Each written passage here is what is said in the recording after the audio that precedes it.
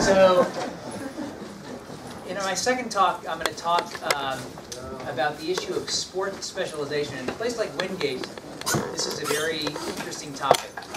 And before I get to that, I just want to say that we're doing a boot camp in Jerusalem on Monday. Ron, what the place is called? Ron, the place is called First Station? First Station. And it's Monday, what time? About 8 o'clock, 7 o'clock at night, something like that. So we'll figure out a way to get them more information out. We're doing a big boot camp in Jerusalem. I want everybody to come. Bring anybody. So in a place like Wingate, this is an important topic because the question is, do you want to take some segment of the population and make them excellent athletes, or do you want to take the general population and get them active and moving? And it's a very complicated question, and in America, we've taken this question and we've, like everything in America, made a big problem bigger around this question. But I think you're dealing with some of the same questions here because everybody knows that we want to get everybody moving. The question is, is it at the expense of making a couple of athletes excellent? And I think for what you guys do here and the incredible work you do here, this is something which probably comes up in different ways. So I'm going to try and put some discussion around this and then we can talk about it. So in America, this kind of issue of sports specialization is in the face of a youth sports market where there's a lot of money being made on making people the best soccer player, the best lacrosse player, the best basketball player they can be, or more importantly, making their parents think that they are sitting on the next Ronaldo or the next Michael Jordan and getting all the money from that to make them think they can become the best person they can be. So there's a lot of issues around this which kind of interface with the medical system. And so let's kind of talk about this. So for any fans of Jay-Z in the room, has he been here before? No. He's got to come. Yeah. All right, I'll tell him. So one of his most famous songs, I've Got 99 Problems. So he talks about all the different problems he has, but in his words, his woman is not a problem.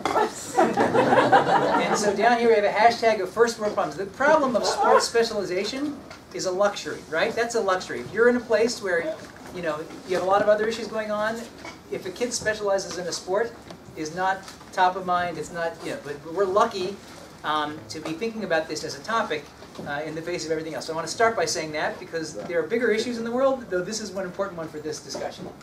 All right, so what is sports specialization? When does it come up? What's the right thing to tell people? Is there a right answer to this question? What's the risk and reward? What's the benefit? What's the risk? What can and should a young athlete do to specialize? And for those who are here in the room, taking care of young athletes, coaching, training, conditioning, what are some of the things you need to think about talking about with those athletes when we start thinking about that? So the first question is it a good idea to specialize in one sport? So let's talk about what this is first. Sports specialization is intensive training in one sport to the exclusion of everything else. So that means you are going to be the best soccer player you can be, the best basketball player you can be, and you will not play any other sport except for basketball or soccer all year round.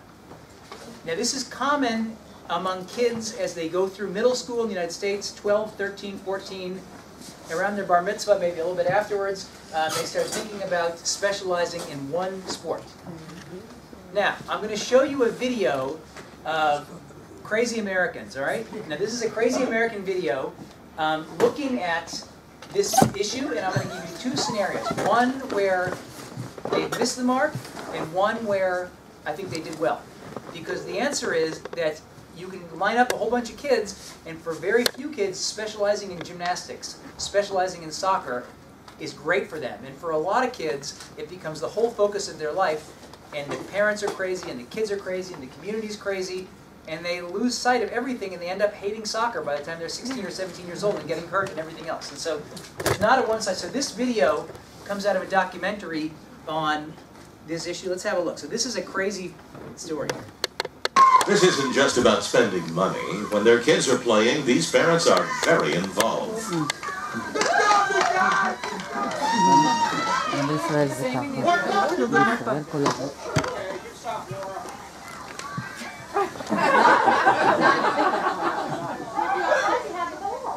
Why is the guy to talk to this guy? He's saying if he had the ball, how could he be offside? No, he's giving it to us. Can't be offside if you had the ball. And the thing about travel team soccer is that one parent may be more obsessed than the next. Okay, the gym is taking field for the second half. At this time, Camino's going back to... Meet Don Powell, soccer parent and self-proclaimed sportscaster for the Jackson Jammers, another team playing at Virginia Beach this weekend. At the 1:30 mark of the second half, scoreless battle, Jammers versus the Tonga Cougars. This long play, all the way through, is taken by Jeff. Jeff changes over to a little touch pass out to Sean on the wing. Sean control, give him go. It's going to be stolen. Come on. KB out of bounds. Possession's lost by the Jammers. They'll have it. Don's 9-year-old son Wesley plays right wing for the Jammers, and Don videotapes every minute of every game his son plays, and not just for fun. This is like my ending center, and we play for the coaches. I do the play-by-play. It's one of the things that the coach likes about me. He allows me to go into the huddle, into the team halftime with the kids, and we'll use the tape as a video review for future corrections and eliminating errors. Down deep, alley, shot, goal with a good hand, the ball loose. Yes, Jammers. Oh no. And at the end of the grueling first day, it's into a hotel room to watch the day's events all over again. Don Powell shows videos late into the night to study mistakes and strategize for the next day's game. I've even asked the coach a few times, and you want me to spy on the opposition? He hasn't done that yet. All right, so clearly in our culture, there is a segment of people who want their kids to be the best soccer player they can be, and they start at 7, 8, 9 years old. They get wrapped up into programs like this, and that becomes all they think about, do. It becomes a huge focus of what they do, and that's the bad. This is the good. This is a patient of mine who just, she was the kid who was the last person cut before going to the last Summer Olympics. But she's now at a full college scholarship, studying to become a doctor, and she came from a family that didn't have a lot of resources, but she was a great gymnast, and she got wrapped up in the gymnastics program. She always thought about gymnastics as a way to kind of make herself feel more confident, to help pay for her education, and for her, gymnastics has totally changed her life. So for her, she started as a wonder kid at age 8. She was only doing gymnastics by age 10. She had Olympic national team level success, and her whole education is pig covered, everything now, because of her gymnastics, and it's been a very positive thing for her. So there are two sides to this discussion. Let's talk about this. So first, let's talk about the pediatric age patient. So the pediatric age patient is between 6 and 18 years old, can be active or inactive. There's a wide range of patients, and in the United States, there's increasingly fewer free play. So increasingly, there's not as much of an option just to go play around, because either you're playing on an organized activity or you're not. And there's not as much of a middle distance between the two as we've tended towards getting people to be involved in these organized sport programs. And there's a trend towards sports specialization. There are more than 30 million kids in the U.S. involved in organized sport in the United States. There are 50 million kids who are inactive. In 2012, more than a third of the kids in the United States were overweight. And the rate of pediatric adolescent obesity is more than double in the United States. And this is one of the things, as I've seen a number of McDonald's driving up here from Metzl, that we're exporting to the world. Now, what are the things to think about when you care for young athletes? So this is, I think, a uniquely American bad idea. This is called mutton bustin'. So you'll know. This is where at a rodeo, and I was giving a lecture in Wyoming, and in Wyoming they had a rodeo, and I went down to look at the rodeo, and they had a bunch of kids, like ages like 7, 8, 9, and they put a bike helmet on these kids. They put a rope around the sheep, and before the people rode the horses and all the other stuff, they put these kids on a sheep, and they had them hold on for dear life until they would get bucked off the sheep. Right, bad idea, exactly. So the idea is don't do anything stupid.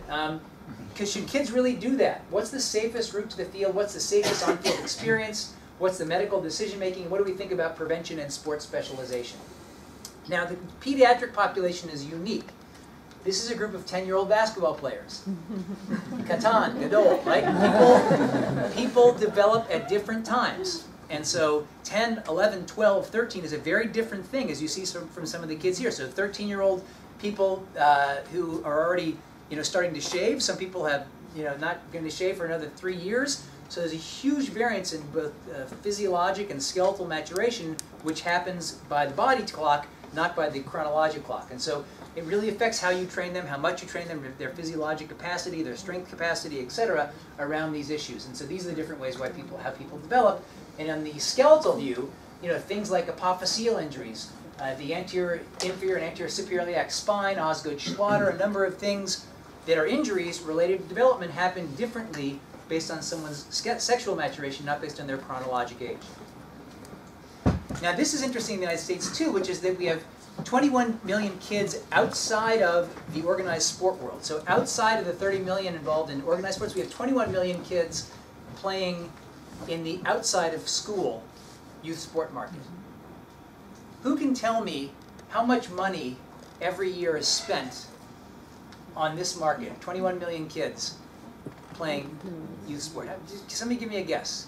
Raise a hand, give me a guess. How much money is spent? 0. Not 0. Give me how much money is spent in this market of kids every year in the United States out of 4? Many zeros, I guess. Give me a guess. Give me a guess. $10 billion. Come on. All right. $9 billion a year. All right. $9 billion a year on making youth athletes better. Right? That's crazy. That is crazy. By comparison, the GDP of Greece in 2015 was 23. So this is basically, just by comparison, that's what we're talking about, right? I mean, it's amazing how much money. National budget. Right?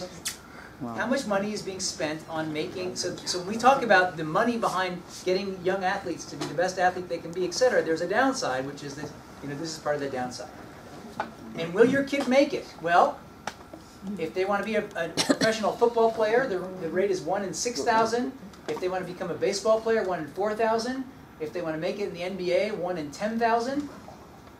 If they want to be a college soccer Kadu Regel, 1 in 90, especially if they're a woman, because we have now, so that's good. So that if you're going to have a kid, make it a female soccer player. And the benefits of fitness for kids are really incredible. So this is the kind of the obesity issue, United States versus countries of the world. But this comes out of the Aspen Institute Review of Youth Sports, which was published in 2015. And these are some of the benefits that happen when kids are active and their parents are active.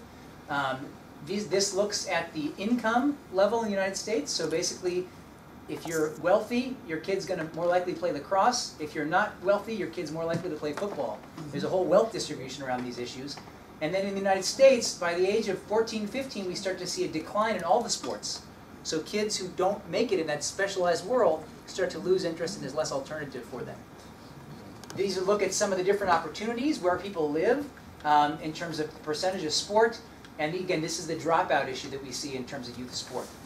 And these are some of the trends in collision sport data. We're seeing basically less and less people playing American football, but other sports like rugby and lacrosse are growing in popularity. And this just looks at kids who come from educated families.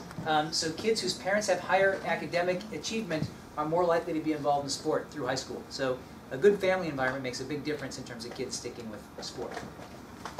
So why do kids drop out of sport? So there have been some studies kind of looking at this. They're not having fun. So for the coaches in the room, and I see there's some coaches in here, so the number one thing to look at is, are they having a good time? This should be, I know I was talking on the way over with somebody who the kids are here and then they go to school close by and they come back, and this should be the best part of what they do. So making sure that people are smiling, as I'll talk about later in my talk this afternoon, enjoyment is a huge piece of people sticking with what they're doing. Perception of competence, they feel like they are good. Social pressure, dropping out, competing priorities, and growth. And the issues. So as kids grow, they lose muscular flexibility, so they get much more tension around these apophyseal centers. They tend to get many more injuries as they start to grow and lose flexibility. So the things I talked about in my last talk about not only functional strengthening, and I'm a big believer in kids starting weight training 8, 9, 10 years of age with high repetition functional lightweight training, as well as getting on the foam roller to loosen up musculature, are things that are certainly helpful. So how do you become great? That's a good question, because everybody wants to be great. How do you become great? And so Malcolm Gladwell has talked, and I think one of the speakers before talked about the tipping point, where you kind of tip over into, I think he was talking about oxygen consumption, but how do you become great? And how many hours does it take to become great? So there have been a couple of psychologists who've kind of talked about, you know, becoming a great musician. Does that mean you can become a great basketball player? I'll tell you, if I played the violin for 10,000 hours, I'd probably be a better violinist than I am a basketball player, right? So looking at what become great musicians, so the comment here was that 10,000 hours over 10 years makes you great. And so Malcolm Gladwell in the tipping point picked that up and said 10,000 hours in anything makes you great. But the answer is in sport, that's not always true. You can practice and practice and practice. If you're not built like a Kenyan, you're not going to run a 4:30 mile. I don't care who you are, right? So part of it is repetition, but part of it's how your genetics are, who you're built. And so learning the earlier the better, but does this apply to sport? And the answer is probably not. So specialization is helpful if you have the right mind and the right body to be excellent at that sport. If you're trying to make a rock into a marshmallow, it's not going to happen, right? You can keep making it, but it's not going to happen. So thinking about making sure you have the right material, the right clay to work with is a big piece of this discussion. Does sports excellence happen young? Been very difficult to study prospectively. Very few studies looking at prospectively who's going to be excellent at something. A lot of retrospective studies, not much prospective. One of the only ones that I've seen is one done in only 4 Canadian hockey players, followed between the ages of 6 and 20. And the comment there, out of the group of 4, so I don't know how they said this, but that was their comment. I guess 2 of the 4. Later specialization, higher degree of excellence, more practice. There's not been an exact answer to this. There's not been an exact answer to this question. Does sports excellence happen if you do that sport alone at a young age? This guy told us that not everybody is created equal, right? Not every body is created equal. So getting the right body and the right interest in the right sport makes people excellent. People have looked retrospectively. So for example, in American colleges, if you specialized in soccer by the age of 12, you were more likely to become a college soccer player. But we don't want this, right? We don't want this space saying, oh my God, I have to go do my sport, right? It's time for sport. My life is terrible. So with that background, here are the questions. Is it a good idea? Should we be doing it? Who should be doing it? When should they do it? And what should we think about when we talk about getting somebody to specialize in only one sport? Those are the things to think about, all right? And I would say that in the United States, where we're spending $9 billion trying to make people the best possible athlete they can be, there's a big push towards telling every single parent, your kid is the next great athlete. You know, so that's how it works there. So this is a group decision. The pros are you can become excellent, you can focus, you can really become a great, whatever it is, you know, focused athlete you want to do. The cons are you have a higher injury risk, you have more pressure, and you may have less enjoyment about what you're doing. So when is specialization healthy? Well, definitely the performance sport athletes need to specialize young. So the gymnasts, for sure. The ballet dancers, for sure. Not many here, but some. Figure skaters, for sure. Swimmers. Maybe the swimmers. For sure, maybe the swimmers. The problem, as I talked about in my last talk, was particularly the females who don't do axial loading sports, so they don't do repetitive loading. They're not doing running, they're not doing plyometrics, and they're only swimming, end up with lower functional bone mass, and they all get stress fractures when they try to run when they're 25 years old. Or when they were in the military, they're marching, they get stress fractures. And so thinking about axial loading is a piece about that too. So swimmers, for sure. So there are certain sports where specialization makes a big difference. Maturity. Who's making the decision, right? Why are they specializing? Why are they doing it? Are they old enough to talk about doing it themselves, or is this something that's kind of being pushed on them? Those are all things to think about when we think about specialization, because there is such a thing as unhealthy sport. And that is unhealthy. If it's not fun, they're not smiling, injury frequency, perspective, or the wrong kid in the wrong environment, a kid who doesn't like the sport or doesn't like what they're doing, those are all things to kind of think about. So the canary in the coal mine is either injury frequency, injury pattern, or just not having a good time. Why do injuries happen? Well, certainly acute traumatic injuries, preparation, level, and there's certainly a degree of luck. But overuse injuries, volume, mechanics, recognition, recognizing, particularly in the developing adolescents, some of these apophyseal and physeal injuries, where you have this cartilage plate, which is either being traction apophysitis or repetitive use in an athlete, where that's just not able to withstand the stress of what you're doing. Recognition is a big piece of this. And so these are all these things that feed into injury. Again, remembering that not every 10 or 12-year-old is the same. Specialization is a piece of this, and volume as well. So let's just look at a couple of the studies, and I don't want to go over. I know I have 8 minutes. 9 minutes. I'm sensitive to time. So specialized intensive training and the risk of injury in young athletes. So this was published in AJSM in 2015. Injured athletes in the ages of 7 and 18 were recruited from 2 hospital sports medicine clinics compared to healthy controls. Almost 1,190 kids, 822 injured, 368 non-injured, trying to figure out who was going to get injured. Injured athletes, more total hours of physical activity, they had more volume and more organized sport. So if they did an organized sport or specialized in a sport, they had a higher injury risk than if they were doing multiple sports. Young athletes who organized versus free play was greater than 2 to 1, had increased odds of having an injury. So if they were doing organized sport activity, much like what happens here, that increases the risk. What about in American baseball? Risk of injury for young baseball players, a 10-year prospective study published in AJSM 2011. Pitching and the people that throw the baseballs, if any baseball fans around. Injury, elbow, shoulder, they result in loss of throwing. Now again, I talked about the difference of the pediatric and adolescent skeleton, and it's not age, it's level, it's kind of where they are in their sexual maturation.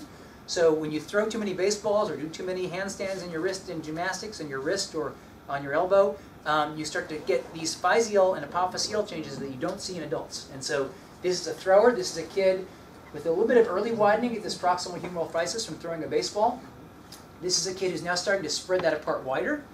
And this is a kid who's spread this all the way in part from throwing a baseball. And again, pediatric and adolescent injuries are different than adult injuries, even if they present the same way. So a gymnast with proximal hamstring pain could be apophysitis at the ischial tuberosity versus an adult with the exact same presentation who's got hamstring tendinopathy. Same thing in the elbow. This is a stage, kind of an early kid putting some traction. This is somebody now separating this medial epicondylar apophysis. This is somebody who's pulled it off. All same thing. So the cumulative incidence of injury was 5% if you threw more than 100 innings of baseball. So volume related was the main issue with that. So when we get people back on the field, we have kind of a whole set of things we think about in terms of their general health, their evaluation of participation risk, and the decision making when we get them back on the field and we kind of get them back from an injury. So with all that, who should specialize? I've asked a lot of questions. I haven't given you many answers. Who should specialize? Every athlete in every situation is unique. There are a number of factors in play, and what's the best for each person for physical and mental enjoyment. So I'm going to give you 3 policy statements at the end that I think summarize this question of who should specialize. And the answer is there's no exact right answer. So that's why I'm giving you the information, and you're going to think about this yourself. Athletes should specialize after puberty. They have a less injury rate and more consistent performance. So if you can, specializing in a sport, particularly after puberty, leads to these kind of issues. That's what the American Academy of Pediatrics talks about. They should participate in sport based on their ability and level of interest. Early recognition and identification of risk factors of injury are essential. Body weight, composition, stature, sexual maturation, and emotional stress should all be considered. Sports Health, which is a journal, which is a combination of the National Athletic Training Association, the American Academy of Pediatrics, and the orthopedic sports organizations. Some degree of specialization necessary to develop elite skill. For sports, a single sport to exclude others should be delayed until late adolescence. The same thing, after puberty is the discussion here. And the American Orthopedic Society for Sports Medicine came out with 7 postulates. Early diversification does not hinder sport participation if you start late. So again, they're talking about starting later. Diversification is linked to a longer sport career and positive implications for long-term sport involvement. Diversification in a range of contexts affects positive youth development. They make you feel better what you're doing. High amounts of deliberate play build a solid foundation, so doing multiple activities, and I think only swimming is a good question to ask with the swimming championships here. High amount of deliberate play during the sampling years gives a range of cognitive and emotional experiences that they can kind of call upon later. About 13, after your bar mitzvah, you can have the option for specializing in a particular sport.